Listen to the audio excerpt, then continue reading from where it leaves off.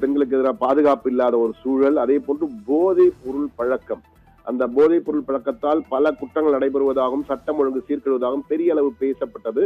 எனவே விஜய் தற்போது ஆட்சிக்கு வந்தவுடன் முதல் 3 கையெழுத்துகள் 2 கையெழுத்துகள் இதற்காக தான் போட்டார். முதல் கையெழுத்து வேறு விடயத்துக்கு போட்டாலும், 2வது கையெழுத்து பெண்கள் பாதுகாப்புக்காக சிறப்பு படை. ஏற்கனவே அந்த படைகள் இருந்தாலும் ஒரு வேறு பெயரில் ஒரு படையை அறிவித்தார்.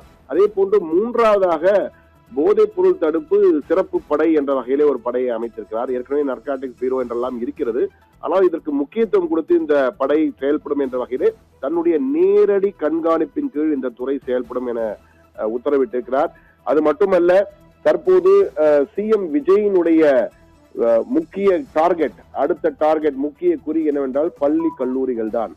பள்ளி கல்லூரிகள் என்ன செய்ய போகிறார் சிஎம் விஜய் என்றால், பள்ளி கல்லூரிகளில் ஆய்வு செய்ய உத்தரவு போடப்பட்டிருக்கிறது. துணை மற்றும் உதவி ஆணையர்களுக்கு மதுவிலக்கு மற்றும் ஆயத்தீர்வை துறையின் ஆணையர் சுற்றறிக்கை ஒன்றை அனுப்பியிருக்கிறார். அதிலே மிக முக்கியமாக குறிப்பிடப்பட்ட அம்சங்கள் என்னவென்றால், பள்ளி கல்லூரிகளில் போதைப் பொருள் நடமாட்டம் குறித்து ஆய்வு செய்ய உத்தரவிடப்பட்டுள்ளது. வெளிப்படையாக இல்ல, ரகசியமாக இந்த ஆய்வு நடைபெறுகிறது.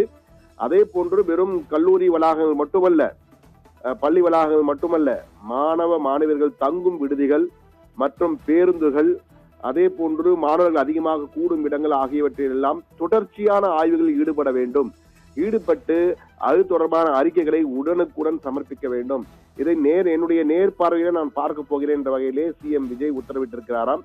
அது இவற்றையெல்லாம் மீறி விஜய் தனியாக ஒரு ரகசியமாக காவல்துறை மற்றும் மதுவிலக்குத்துறை ஆகியவர்களெல்லாம் கொண்ட ஒரு ரகசிய நெட்வொர்க் ஒன்றை அமைத்திருக்கிறார். போதைப் பொருள் பழக்கத்தை கண்டறிய ரகசிய நெட்வொர்க்கை அமைக்கவும் பரிந்துரைக்கப்பட்டிருக்கிறது. இந்த பரிந்துரையின் அடிப்படையில் அந்த ரகசிய நெட்வொர்க் அடிக்கடி தகவல்களை பரிமாறும். அதன் அடிப்படையிலே விஜய் அதிரடி உத்தரவுகளை பிறப்பிக்க போகிறார்.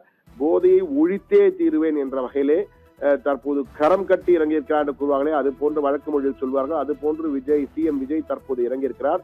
சிஎம் விஜய் அது மட்டுமல்ல, ஏற்கனவே டாஸ்மாக் கடைகள் பார்களில் திடீர் ஆய்வு மேற்கொள்ளப்பட்டு பல 717 டாஸ்மாக் கடைகள் மூடுவதற்கு உத்தரவு பிறப்பிக்கப்பட்டிருக்கிறது. பாட்டிலுக்கு மேல் கூடுதல் தொகை வசூலிக்கக்கூடாது என்ற உத்தரவு, அதே போன்று 21 வயதுக்கு உட்பட்டவர்களுக்கு மதுபானம் விற்பனை செய்யக்கூடாது என்ற உத்தரவு ஏற்கனவே இருந்தாலும் அதை தீவிரமாக அமல்படுத்த வேண்டும் எனவும் உத்தரவுகள் பிறப்பிக்கப்பட்டிருக்கிறது. அந்த வரிசையில் தான் தற்போது சிஎம் விஜய் தன்னுடைய அடுத்த இலக்காக பள்ளி கல்லூரிகளில் போதைப் பொருள் நடமாட்டம் குறித்து ஆய்வு செய்ய உத்தரவிட்டு உடனடியாக நடவடிக்கை எடுக்கப்பட வேண்டும், இதை முற்றிலும் ஒழித்தே ஆக வேண்டும் என்ற வகையிலே தற்போது செயல்பட ஆரம்பித்திருக்கிறார்.